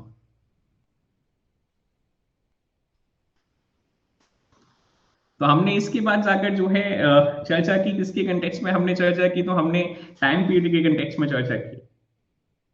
और उसके बाद जाकर हमने मोस्ट एक्सेप्टेबल टाइम पीरियड जो है तो वो मोस्ट एक्सेप्टेबल टाइम पीरियड को डिस्कस किया। और हमने ये जो 2500 टू 1500 है, मैंने आपसे कहा कि भाई थ्रो होना चाहिए आपके दिमाग में 2500 टू द 1500। और अगर आपसे कार्बन डेटिंग मेथड के हिसाब से पूछा जाता है तो 2300 टू द 1750 ये आपके दिमाग में होना चाहिए। फिर हमने समझा कि ये किस स्पेसिफिक पीरियड के साथ एसोसिएटेड है, तो ये प्रोटो हिस्ट्री के साथ एसोसिएटेड है। मैंने प्रोटो हिस्ट्री का लिटरल मीनिंग आपको बताया। What exactly the proto history is a period between the pre history and the historic period, and along with this it was a transition phase. I had also asked you, when the proto history was going on, by this particular period culture or civilization has not developed the script, although they were having the literature, उनके पास literature था, उनके पास writings थी, लेकिन वह writings और वह literature किस format में था, तो बोले सर पिक्टोग्राफिक फॉर्मेट में था, उनकी कोई डेवलप्ड स्क्रिप्ट नहीं थी। और इसी वजह से जब हम इंडस वैली सिविलाइजेशन की चर्चा करते हैं तो इंडस वैली सिविलाइजेशन की जो स्क्रिप्ट है उसे बॉस्ट्रोफैडन कंसीडर किया जाता है, उसे पिक्टोग्राफिक कंसीडर किया जाता है। Am I very clear to all the persons with the very same aspect. इनके लिखने का एक अलग तरीका है। हम लोग अगर आपने नोटिस किया होगा तो पहला जो है वह राइट टू लेफ्ट लिखते हैं, ये पहले लेफ्ट टू राइट लिखते थे। इनकी जो फर्स्ट लाइन थी वह लेफ्ट टू राइट लिखी जाती थी। आगे बढ़ रहा हूं, इसके बाद जो हमने चर्चाएं करी हैं तो हमने डिस्कस किया था किसके कंटेक्स्ट में, तो हमने डिस्कस किया इसके बाद जाकर कि इस पूरे फेज को अगर हम क्लासिफाई करते हैं तो ये प्री हड़प्पन वाले फेज में और मैच्योर हड़प्पन वाले फेज में और at the same time late Harappan phase में क्या क्या डिफरेंसेस हमें नजर आ रहे हैं। अंशिका जी, शालिनी जी, क्षमा जी, हमारे सभी बीपीएससी के छात्र छात्राएं, सभी एमपीपीएससी के छात्र छात्राएं, सीधा और सटीक आपके दिमाग में होना चाहिए कि यह एक ऐसा एरा है जो रीजन को डेवलप कर रहा है, रीजनलिज्म एरा है, क्षेत्रवाद वाला। यहाँ छोटे छोटे क्षेत्रों का क्या हो रहा है, विकास हो रहा है। यहाँ खेती की जानकारी है, the peoples were having idea about the agriculture by this particular period, but when it comes to the mature phase, agriculture was prosperous and the concept of the irrigation has been generated. The early communities which were there in the pre-Harappan phase, they were developed in the large centers like Harappa, Mohenjo-daro, Lothal, Banwali, Kalibangan, Chandhodro, Rangpur. Am I very clear to all the persons with the very same? And when it comes to the late Harappan phase, there were several phenomena which occurred by this particular period, and which are quite responsible for the gradual decline of this civilization. The gradual decline of this civilization somewhat started around 1900 BC, and Dravidians or the Indus Valley people completely got disappeared by 1500 BC और 1500 आते आते ये पूरी तरह से क्या हो जाते हैं, डिसअपियर हो जाते हैं। ये हमने चर्चा की। हमने इस पर्टिकुलर पॉइंट पर भी चर्चा की, ये जो इंट्रोडक्टरी पॉइंट्स थे तो हमने इन इंट्रोडक्टरी पॉइंट्स को डिस्कस किया। आगे बढ़ रहा हूं और मैंने आपसे साफ साफ कहा भाई कि आज हम जो कुछ चर्चा कर रहे हैं, मैं फिर से एक बार अपनी बात को दोहरा दूं, are knowledge of the life and the culture of the Harappan people, जो अभी हम आगे के सेशंस में डिस्कस करेंगे, चाहे वो सोशल इंप्लीकेशन से हो, चाहे वो इकोनॉमिकल इंप्लीकेशन से हो, चाहे वो कल्चरल इंप्लीकेशन से हो, is completely based on the archaeological excavations only. हमारे पास जो archaeological findings है उस पर based है, as the script of that period has not been deciphered so far, क्योंकि इनकी स्क्रिप्ट जो है अभी तक क्या नहीं करी गई है, डिसिफर नहीं करी गई है। इसके बाद जाकर हमने ये जो इनका एक्सपांशन है तो उस एक्सपांशन को डिस्कस किया, और मैंने आपसे कहा कि अगर आप मेंस में इनका ज्योग्राफिकल एक्सपांशन आपसे पूछा जाता है तो आप क्या बता सकते हैं, तो आप निश्चित तौर पर कह सकते हैं सौर्तुगय, कि अफगानिस्तान का ये जो सौर्तुगय है ये क्या है, बोले सर इनका नदर्न मोस्ट साइट है। लेकिन जब हम इंडिया में देखते हैं तो हमें मांडा नजर आ रहा है, northern most site. Heading forward to the next one. अब हम इनके थोड़ा सा इन डेवलपमेंट्स पर भी चर्चा करेंगे कि यहाँ सोसाइटीज कैसी रही हैं, ऑक्यूपेशंस कैसा रहा है, हैबिटेंट्स कैसे रहे हैं, रिलीजियस बिलीफ्स जो हैं वो कैसे हैं, और स्क्रिप्ट जो है वो कैसी है। और फिर मैं आपके साथ आगे चर्चा करूंगा किसके कंटेक्स्ट में, तो मैं आपके साथ आगे चर्चा करूंगा एक्सकेवेशंस के कंटेक्स्ट में, कि ये जो एक्सकेवेशंस रही हैं साइट्स पर, कौन सी साइट जो है वह किस वर्ष में डिस्कवर करी गई है, तो ये आज के हमारे डिस्कशंस रहेंगे। और कल हम उन सभी एक्सकेवेशंस को बहुत डिटेल में पढ़ने वाले हैं। लेकिन एक अलग पर्सपेक्टिव से, एक अलग नजरिए से। मैंने अभी आपसे कहा कि जब हम इसके डिक्लाइन की चर्चा करते हैं अराउंड 1900 बीसी, इस सिविलाइजेशन का डिक्लाइन जो है वो स्टार्ट हो जाता है, और 1400-1500 आते आते ये सिविलाइजेशन पूरी तरह से क्या हो जाती है बेटा, डिसअपियर हो जाती है। सोसाइटीज की चर्चा करते हैं, मैट्रियार्कल सोसाइटी है। अब कई लोगों के मन में सवाल हो सकता है कि सर हम कैसे कह पा रहे हैं, जब आप कह रहे हैं हमारे पास सोर्सेस नहीं है, जब आप कह रहे हैं कि सर रिटर्न सोर्सेस नहीं है, नैन्सी जी, राधा जी, ज्योति जी, विधि जी, मोहिनी जी, प्रियंका जी, योगेश जी, श्वेता जी, अंजलि जी, खुशबू जी, मृदुल जी, आशुतोष जी और हमारे सभी दूसरे छात्र छात्राएं। अभी मैंने कहा ना कि आर्कियोलॉजिकल फाइंडिंग्स हैं, female figurines outnumbered the male figurines, and on the basis of this, what we can conclude? We can conclude that the society was matriarchal. Females were enjoying a higher status into the society. Am I very clear to all the persons with the very same? हमें यह समझना होगा कि हम एक ऐसी सभ्यता की चर्चा कर रहे हैं जिस सभ्यता में महिलाओं का स्टेटस जो है समाज में वो अच्छा है, महिलाएं समाज को आगे लेकर चल रही हैं। तो ये कितने गौरव की बात है हमारे लिए। ये आपको समझना होगा, सभी छात्र छात्राओं को समझना होगा। The history of India starts with the Indus valley civilisation. बेटा भारत का इतिहास ही कहां से शुरू होता है? खुशबू जी, विशाल जी, प्रशांत जी, मोहिनी जी, सिंधु घाटी सभ्यता से स्टार्ट होता है। और जब हम भारत के इतिहास की बिगनिंग की शुरुआत की चर्चा कर रहे हैं, आप देखिए महिलाओं का सम्मान है उस समय में, और हम निश्चित तौर पर यही सोशल इंप्लीकेशंस हैं कि जहां एक ऐसा राष्ट्र, जिस राष्ट्र के इतिहास की शुरुआत ही कहां से है? मातृ प्रधान सोसाइटी से है। महिलाएं डोमिनेट कर रही हैं, महिलाएं ऑर्गेनाइजेशंस का हिस्सा हैं, पॉलिटिकल ऑर्गेनाइजेशंस का हिस्सा है, रिलीजियस ऑर्गेनाइजेशंस का हिस्सा है, से लेकर हम एक ऐसी परिस्थिति पर चर्चा करने वाले हैं जहां हमने महिलाओं के इंटरेस्ट में सती को देखा, जहां हमने महिलाओं का स्टेटस जो है वो डिटेरियोरेट होते हुए देखा, जहां हम एक पुरुष प्रधान सोसाइटी की ओर आ रहे हैं, जहां लड़कों का मानना यह है, नए नए लड़कों का मानना है कि नहीं भाई शिक्षा पर तो सिर्फ हमारा अधिकार है, जहां over the period of time सबसे ये जो पिछले वर्षों में, कई वर्षों में इस तरीके के हालात जनरेट हो गए कि भाई सिर्फ लड़का वर्ग जो है, पुरुष वर्ग जो है, वह सामाजिक जो सोर्सेस अवेलेबल हैं उन सोर्सेस पर सिर्फ और सिर्फ अपना आधिपत्य समझने लगा। तो हम इस पर चर्चा करने वाले हैं। लेकिन फिलहाल प्रीलिम्स में आपसे क्या पूछा जाएगा? तो प्रीलिम्स में जब आपसे पूछा जाएगा कि बताइए इनकी सोसाइटी कैसी है, तो आपके दिमाग में होना चाहिए मैट्रियार्कल सोसाइटी है, मातृ प्रधान सोसाइटी है। और मैं यहां लिख भी रहा हूं किस बेसिस पर हम कंक्लूड कर रहे हैं? Sir on the basis of female फिगराइंस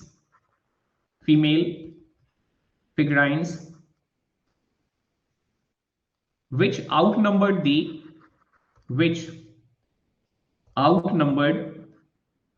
male figurines,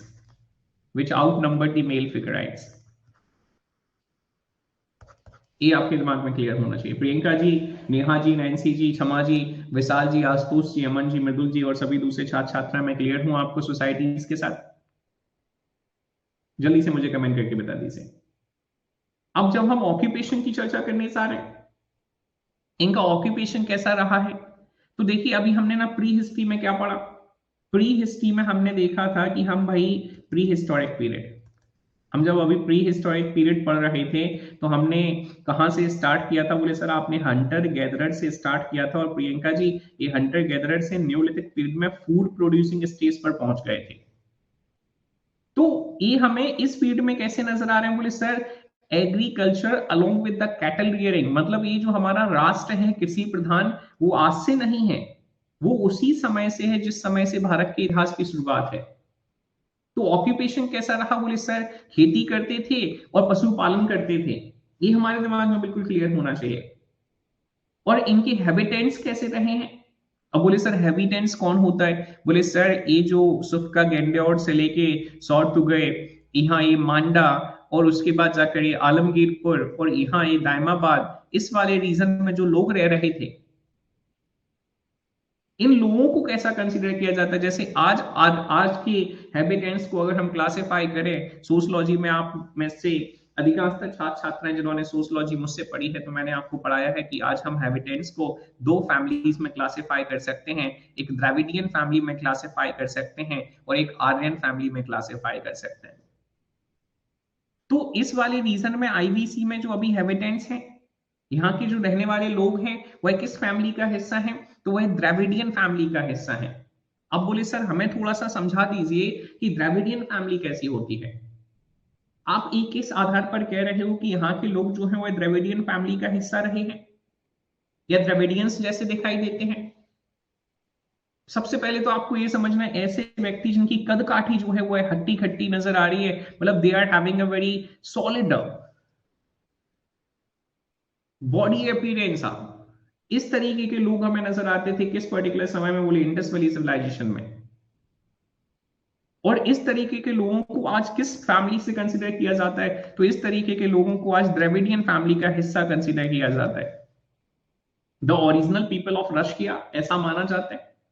they looked similar to the Dravidian and people that are now found in the southern India as well as Sri Lanka. और आज ऐसे लोग हमें कहां नजर आते हैं? तो ऐसे लोग जो हैं आज हमें भारत के इस हिस्से में नजर आते हैं, साउथ इंडिया में। और अगर आपने ट्रेन में सफर किया है या आप साउथ इंडिया, जैसे अंजलि जी अभी आप साउथ इंडिया गई थी, तो आपने निश्चित तौर पर देखा होगा, या आप मूवीज देखते हैं कई सारे छात्र छात्राएं, तो जब आप मूवीज देखते हैं वो आपने साउथ की मूवीज देखी होंगी, तो साउथ की मूवीज में विलन आपने देखे होंगे, है ना? जो बेहद घटिया प्रकार की मूवीज होती हैं जिनमें एक हीरो जो है वो 10 10 12 12 विलनों को एक साथ मार देता है एक मुक्के से। उसके 20 25 जो विलन होते हैं और विलन की जो टीम होती है वो इधर उधर हो जाती है। आपने देखा होगा कि उनकी बॉडी जो है कदकाठी जो है वो ठीक ठाक नजर आती है। ऐसे लोग नजर आते हैं। बिल्कुल चेन्नई एक्सप्रेस में, बिल्कुल चेन्नई एक्सप्रेस जो है इसका सबसे परफेक्ट उदाहरण जो है वो आपको नजर आता है। तो they represented a mixture of what the Greeks called Eastern Ethiopians. इन्हें क्या कहा ग्रीक्स ने? तो इन्हें ग्रीक्स ने ईस्टर्न यूथोपियंस कहा, as well as some Kushite that are migrated to northwest Asia from Africa in the ancient times। अब आपको यहां क्या समझना है? तो यहां सभी छात्र छात्राओं को यह समझना है कि भाई ये अफ्रीकन मूल के लोग रहे हैं। अंजलि जी, नैन्सी जी, खुशबू जी, प्रियंका जी, श्वेता जी और हमारे सभी छात्र छात्राएं, गिरिराज जी, देवांश जी, आशुतोष जी, ऋतिक जी, विशाल जी, अमन जी, प्रशांत जी, कि ये आए कहां से उस पर्टिकुलर समय में भारत में?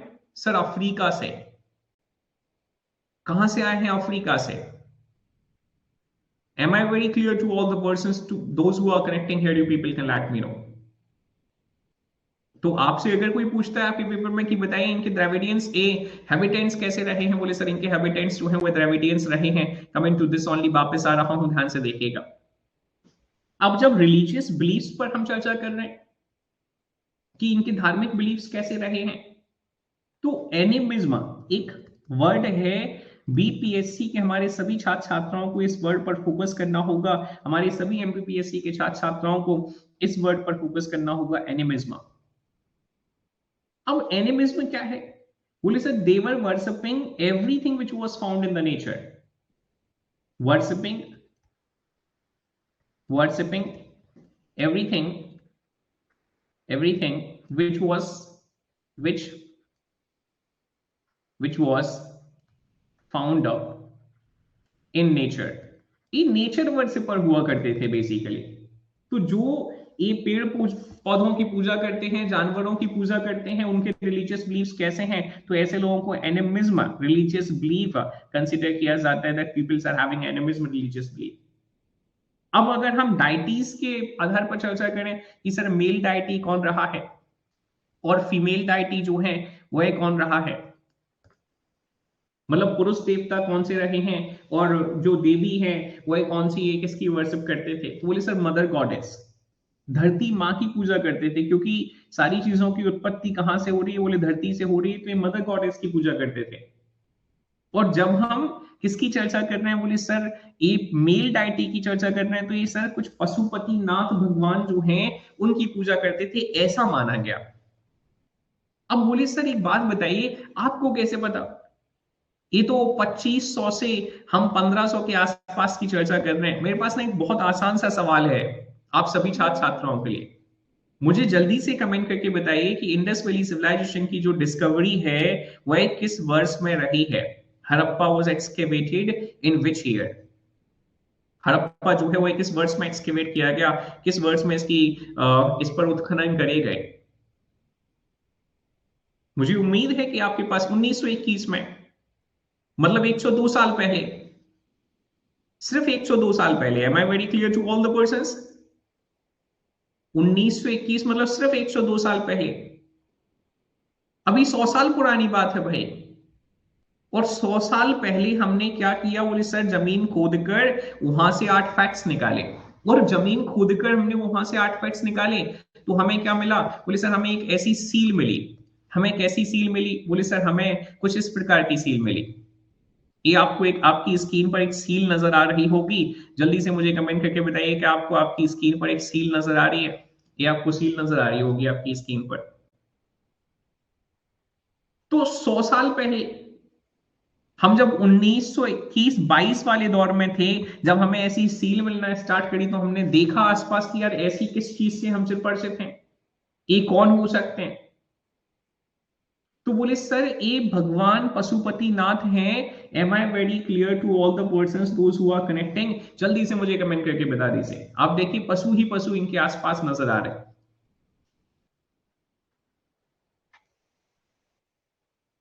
Exactly exactly. बिल्कुल मंदसौर में है पशुपतिनाथ जी का टेम्पल। तो भाई हमें ये समझना होगा कि हम अगर पशुपतिनाथ कह रहे हैं तो किस आधार पर कह रहे हैं? बोले सर हमने 1921-22 में कंपैरिजन किया उस चीज से जिस चीज को हम जानते थे। हमें समझना ये है बेटा कि ये कंपैरिजन किस आधार पर है। आज हम इसे क्या कंसीडर कर रहे हैं? जल्दी से मुझे कमेंट करके बताइए। हम इसे क्या कंसीडर करते हैं? बोले सर हम इसे एक पेन कंसीडर कर रहे हैं। क्यों? क्योंकि हम इसे आज पेन के नाम से जानते हैं। तो जब हमें कुछ लिखने वाला नजर आ रहा है तो या तो हम उसे मार्कर कहने जा रहे हैं या फिर हम उसे पेन कहने जा रहे हैं, क्योंकि सर वो पॉपुलर इसी नाम से है। उसकी पॉपुलैरिटी जो है वो इसी नाम से है। तो ऐसे ही जब हमने वो चित्रण देखा, वो सील देखी, उस सील पर हमें क्या नजर आया? बोले अरे ये तो पशुपतिनाथ जैसी नजर आ रहे हैं। एक व्यक्ति जो है वो यौगिक पोस्चर में बैठा हुआ है और उसके आसपास जो है कई सारे जानवर हमें नजर आ रहे हैं। तो हमने कहा कि भाई योगी जो है वो साधना कर रहा है, और बोले सर भगवान पशुपतिनाथ है। तो अगर आपसे पूछा जाता है रिलीजियस बिलीफ्स कैसे हैं, so you must be thoroughly clear. Animism जो है या इनके रिलीजियस बिलीफ्स हैं, जहां ये जो कुछ नेचर में पाया जा रहा है उसकी पूजा कर रहे हैं।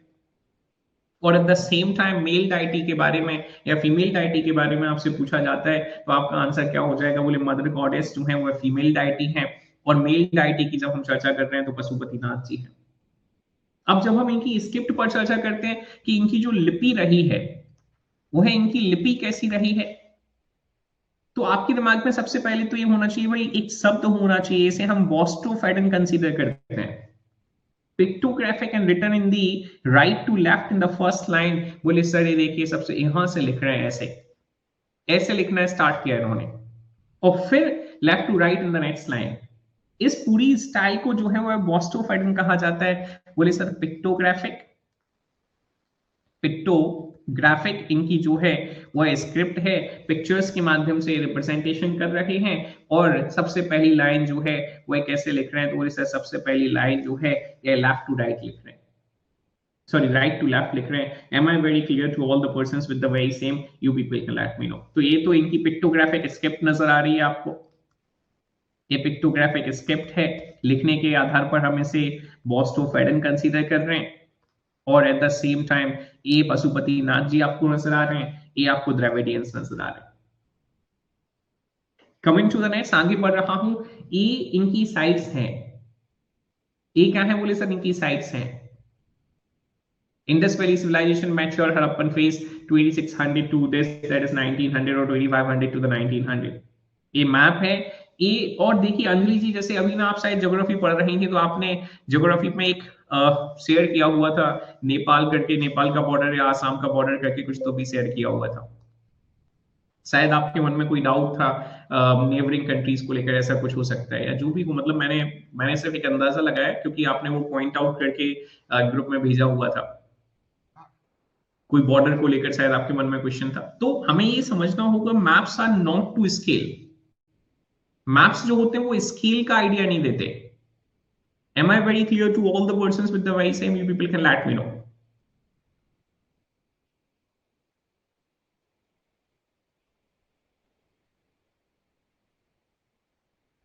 मैप्स जो होते हैं वो सिर्फ एक एक जनरल पर्सपेक्टिव को जनरेट करने के लिए होते हैं। ये हमें समझना है। कई बार कुछ बाउंड्रीज, कुछ ऐसे बॉर्डर्स होते हैं जो बॉर्डर्स हम मैप्स के माध्यम से नहीं देख पाते हैं। चलिए आगे बढ़ रहा हूँ। विधि जी कह रही है सर इसमें लिखा हुआ है कि तुम सब लोग जो है वो जल्दी क्या बनोगे, पीसीएस ऑफिसर बनोगे। बिल्कुल मेरी उम्मीद है और मेरी आकांक्षाएं आपसे ऐसी ही है सभी से। ये आपको नदर मोस्ट साइट नजर आ रही है, एक बार देख लीजिए भाई, अफगानिस्तान। ठीक है,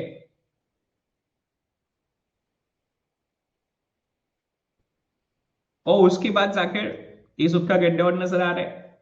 यहाँ आपको ये का दायमाबाद नजर आएगा आप सदन में जाएंगे तो। और उसके बाद जाकर अगर आप यहाँ देखेंगे तो हमें क्या नजर आएगा, बोले सर इस साइड हमें जो है वो आलमगीरपुर यहाँ नजर आएगा। यहाँ हम सदन में देखेंगे तो हमें यहाँ दायमाबाद नजर आएगा। अब वो साइट्स देखो इसमें सारी नहीं दिख रही है, मेजर साइट्स पर हम चर्चा कर रहे हैं। यहां से हम बिल्कुल निश्चित तौर पर बहुत डिटेल चर्चा करने वाले हैं, लेकिन उसके पहले मैं कुछ और आपको बताना चाहता हूं। मैं एक ब्लैंक स्लाइड ले लेता हूं ताकि चीजें जो है वो थोड़ी सी क्लियर हो सके और आप अच्छे नोट पर चीजों को समझ पाए। Just give me a second minute. ठीक है,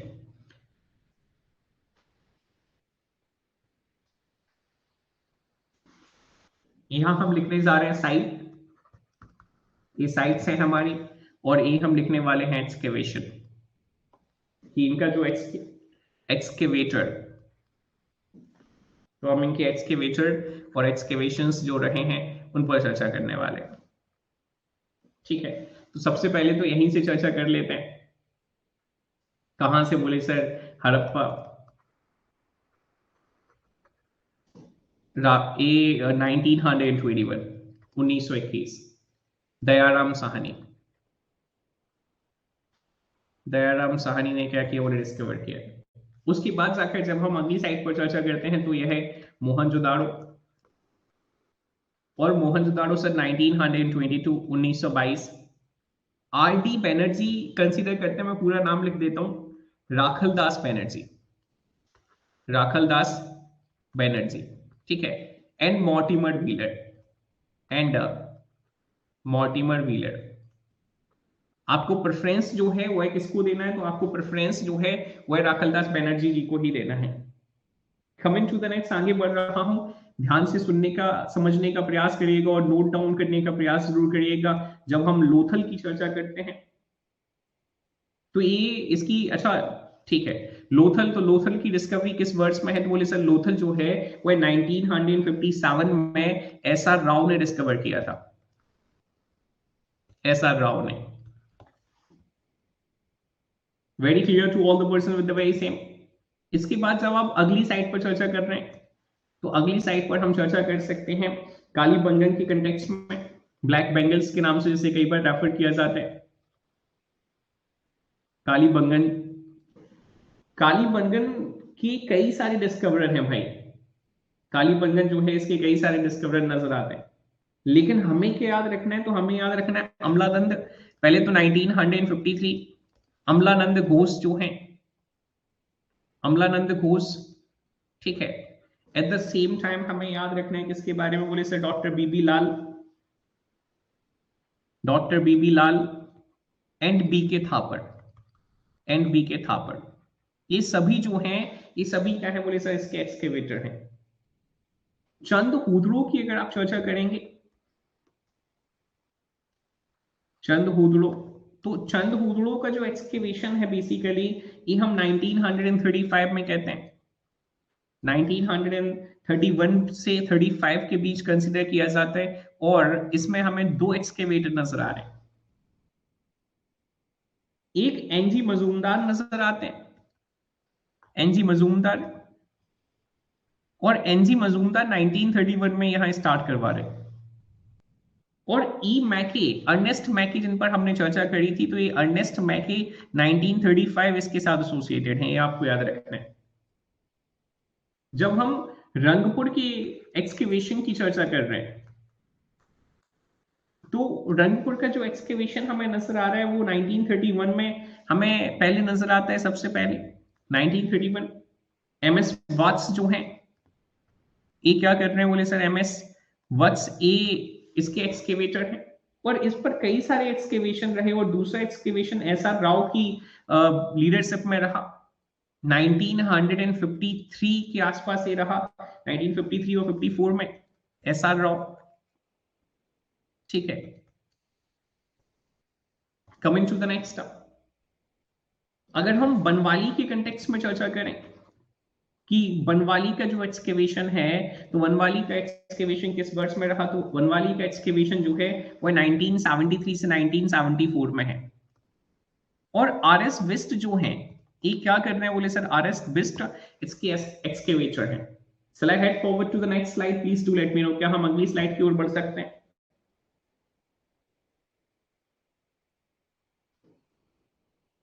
I'm looking after the answer from you people only. अच्छा, मेरे पास ना क्वेश्चन है, मैं एक और क्वेश्चन आपसे पूछना चाहता हूँ प्लीज। मैं चाहता हूँ कि आप में से अधिकांशतः छात्र छात्राएं जो हैं वो पढ़ चुके हैं, तो मुझे जल्दी से कमेंट करके बताएं। जब हम हड़प्पा की साइट की लोकेशन, अगर हम लोकेशन पर चर्चा करें, तो ये लोकेशन हमें कहाँ नजर आ रही है? हड़प्पा जो है वह किसके साथ एसोसिएटेड नजर आता है? I'm looking after the location of the very same from you people only. बोले सर यह पंजाब पाकिस्तान के साथ एसोसिएटेड है। हम लिख ही रहे हैं तो लिख लेते हैं यहाँ पर, ये पंजाब पाकिस्तान के साथ एसोसिएटेड है। जब हम बेटा ऐसे नहीं, पाकिस्तान में तो बहुत सारी साइट्स हमें नजर आ रही हैं, अमन जी, विधि जी, आशुतोष जी और सभी दूसरे छात्र छात्र हैं। और जब हम मोहनजोदाड़ो की चर्चा कर रहे हैं, तो ये सिंध पाकिस्तान के साथ एसोसिएटेड है। Very clear to all the person. जब हम लोथल की बात करते हैं, तो ये गुजरात भारत के साथ एसोसिएटेड है। जब हम चंद हुदड़ो की चर्चा कर रहे हैं, तो चंद हुदड़ो जो है ये हमें फिर से कहां नजर आ रहा है, तो बोले सर ये सिंध प्रोविंस में हमें नजर आ रहा है। कहां नजर आ रहा है, बोले सर सिंध प्रोविंस में। और कालीबंगन कहां पर है, तो बोले सर कालीबंगन जो है वह राजस्थान में है। कालीबंगन किस स्टेट के साथ एसोसिएटेड है, तो बोले सर कालीबंगन राजस्थान स्टेट के साथ एसोसिएटेड है। जब हम रंगपुर पर चर्चा कर रहे हैं, तो रंगपुर जो है वह किसका हिस्सा है, तो बोले सर रंगपुर जो है वह गुजरात का हिस्सा है। और जब हम बनवाली की चर्चा करते हैं, तो बनवाली जो है हरियाणा हिसार का हिस्सा है। Am I very clear to all the person with the very same? You people can let me know. आगे बढ़ रहा हूं, अगली slide, just give me a single minute. हम साइट लोकेशन और उनका जो एक्सकेवेटर है इनको पैरेलली पढ़ ले रहे हैं, और मैं चाहता हूं 10-12 साइट जो है एटलीस्ट आपके दिमाग में बिल्कुल क्लियर होनी चाहिए। इसके बाद जाकर जब हम आलमगीरपुर की चर्चा कर रहे हैं, जल्दी से मुझे कमेंट करके बता दीजिए कि आलमगीरपुर की जो लोकेशन है वह कहां पर है। आलमगीरपुर 1958, बाई डी शर्मा ने इसे क्या किया है, बोले सर बाई डी शर्मा इसके एक्सकेवेटर हैं। बोले सर ये उत्तर प्रदेश के साथ एसोसिएटेड है, यूपी मेरठ, मेरठ उत्तर प्रदेश के साथ एसोसिएटेड है। Coming to the next one, इसके बाद जाकर जब हम कोट दीजी की चर्चा करते हैं, सुना है आपने कोट दीजी? जल्दी से मुझे कमेंट करके बता दीजिए, बिल्कुल हिंडन रिवर पर है। तो मुझे जल्दी से कमेंट करके बताइए कि कोट दीजी जो है वह किस, इसकी लोकेशन क्या है? बोले सर इसकी लोकेशन भी जो है वह सिंध पाकिस्तान ही है। और इसके जो एक्सकेवेटर हैं वह कौन है, तो बोले सर घुर्रे एंड फजल अहमद। घुर्री और फजल अहमद ने क्या किया है, बोले सर इसे एक्सकेवेट किया 1935 में इसे घुर्रे ने एक्सकेवेट किया था। और उसके बाद जाकर फिर 1955 में इसे फजल अहमद जो है, तो फजल अहमद ने क्या किया है, एक्सकेवेट किया है। Coming to the next one, आपने आमरी सुना होगा। उम्मीद है आपने आमरी निश्चित तौर पर सुना होगा। आमरी कहाँ है बोले सर, आमरी की जो लोकेशन है यह भी सिंध पाकिस्तान में ही है। और इसके एक्सकेवेटर कौन है तो बोले सर 1929 एनजी मजूमदार जो हैं, इन्होंने क्या किया है बोले सर, इसे एक्सकेवेट किया है। जब हम रोपर की चर्चा करने जा रहे हैं तो रोपर का एक्सकेवेशन जो है वो 1958 में ही है। और 1958 में बाईडी शर्मा जो हैं, तो बाईडी शर्मा ने क्या किया है बोले सर, इसका एक्सकेवेशन किया है। रोपर की लोकेशन क्या है, रोपर बोले सर पंजाब इंडिया का हिस्सा है, पंजाब इंडिया का हिस्सा है, पंजाब पाकिस्तान का हिस्सा नहीं है। जब हम सुरकोटदा की चर्चा कर रहे, just give me a single minute, जब हम सुरकोटदा की चर्चा कर रहे हैं तो सुरकोटदा कहां नजर आ रहा है तो बोले सर सुरकोटदा तो एक कच्छ गुजरात के साथ एसोसिएटेड है। मुझे पूरी उम्मीद है आपको याद होगा, एनिमल साइट पर हम चर्चा कर रहे हैं। आप में से कई सारे छात्र छात्राएं होंगे जिनको निश्चित तौर पर याद होगा कि हाँ सर एनिमल साइट की चर्चा कर रहे हैं, सर हॉर्स बोन्स की चर्चा कर रहे हैं। किसने इसे एक्सकेवेट किया बोले सर 1964 में जेपी जोशी ने इसे एक्सकेवेट किया, जेपी जोशी। उसके बाद जाकर सर सुक्का गिंडौर पर जब हम चर्चा करते हैं, सुक्का गिंडौर पर जब हम चर्चा करते हैं बोले सर वेस्टर्न मोस्ट साइट है, सिंध पाकिस्तान का हिस्सा है, सिंध पाकिस्तान का हिस्सा है। और एसटी इन्होंने इसे एक्सकेवेट किया था किस वर्ष में बोले सर 1927 में, 1927 में। उसके बाद जाकर जब हम धोलावीरा की चर्चा करते हैं, भाई ये बेहद जरूरी है, आपके इंडिया का सेटलमेंट है, राखी गढ़ी से पहले हमें नजर आ रहा है। तो धोलावीरा बोले सर ये गुजरात के साथ एसोसिएटेड है। और जेपी जोशी और आर एस बिस्ट ने इसे 1990 से 1991 के बीच में क्या किया है, एक्सकेवेट किया है। Am I very clear to all the persons those who are connecting here? You people can let me know. जल्दी से मुझे कमेंट करके बता दीजिए क्या मैं आपको पूरी तरह से बिल्कुल स्पष्ट हूं इसके साथ। तो ये आपके दिमाग में बिल्कुल साइट्स होनी चाहिए भाई। उम्मीद है कि आप इन सभी 13 साइट्स को याद करेंगे। और जब आप कल के सेशन का हिस्सा बनेंगे तो कल सेशन में आप इनको याद करके आएंगे। एक बार भाई अटेंडेंस लगा लेते हैं। मैं जिन छात्रों के नाम लेने वाला हूं वो छात्र जो है अभी सेशन का हिस्सा हैं, और कई सारे छात्र जो हैं वो जा चुके हैं। नैन्सी सिंह जी, राधा जी, ज्योति जी, विधि जी, मोहिनी जी, योगेश जी, श्वेता जी, अंजलि जी, खुशबू जी, आशुतोष, रघुवंशी जी, शालिनी, स्नेहा शर्मा जी, शालिनी त्रिपाठी जी, कीर्ति जी, निवेदिता जी, गजराज जी, अमन, नैन्सी, ऋतिक, मुस्कान, रश्मि जी, क्षमा, नेहा, मृदुल, अंशिका, विशाल, ये वो छात्र छात्राएं जो सेशन का हिस्सा हैं। रेस्ट हमारे कई सारे छात्र छात्राएं जो हैं वो है सेशन को लीव आउट कर चुके हैं। चलिए ठीक है, ऐसे ही सभी सेशंस का हिस्सा बने, सभी सेशंस में लगातार कनेक्ट करते रहें। जो अंत तक रहेगा वही सफल होगा भाई। Thank you very much to everyone. अभी 12 बजे आपकी दूसरी क्लास है और टाइमली आपकी क्लासेस स्टार्ट हो जाएंगी 10 बजे, है ना। बहुत अब तो वैसे भी थोड़ा सा मौसम ठीक होने वाला है, तो जब हम मौसम ठीक हो जाएगा तो हम निश्चित तौर पर क्या करने वाले हैं, हमारे जो सेशंस हैं इनको और थोड़ा सा जल्दी कर देंगे। ये हमें जेपी जोशी साहब और आर एस बिस्ट नजर आ रहे हैं, आप इनको नोट कर लीजिए। और बाकी आपके साथ पीडीएफ जो है वह अभी शेयर कर दी जाएगी बेटा।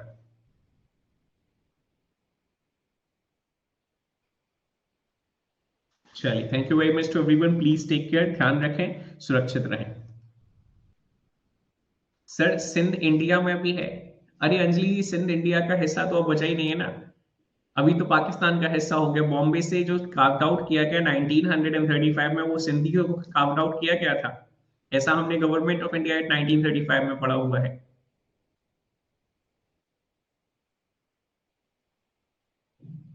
1954 टू 1957 दोनों है वो बेसिकली। तो कंप्लीट एक्सकेवेशंस जो है वो 1957 में हो जाते हैं। ठीक है, अंशी जी, आपको याद होगा हमने गवर्नमेंट ऑफ इंडिया एक्ट 1935 पढ़ा था, और उसमें मैंने कुछ प्रोविंसेस जो है उनका कार्वेशन आपको बताया था। आपको उड़ीसा याद होगा, और एट द सेम टाइम आपको ये जो सिंध था वह भी याद होगा। सुरकुर्दा गुजरात का हिस्सा है बेटा मोहिनी जी। सुरकुर्दा जो है गुजरात का हिस्सा है, एनिमल साइट्स कंसीडर किया जाता है, कई सारे जानवर जो है उसके ट्रेसेस हमें यहां से नजर आ रहे हैं। ठीक है, बाकी अभी पीडीएफ आ जाएगा, उसे देख लीजिएगा। Thank you very much to everyone. Bye 12 I am having another session. बहुत जल्द कई सारी चीजें जो है वो लाइंड अप हैं। आपको हो सकता है 2-4 दिनों में कुछ इंटरेस्टिंग सा, कुछ अच्छा सा जानने सुनने को मिल जाए। तो साथ बने रहिए, लगातार बने रहिए, और लगातार सभी सेशंस का हिस्सा रहिए।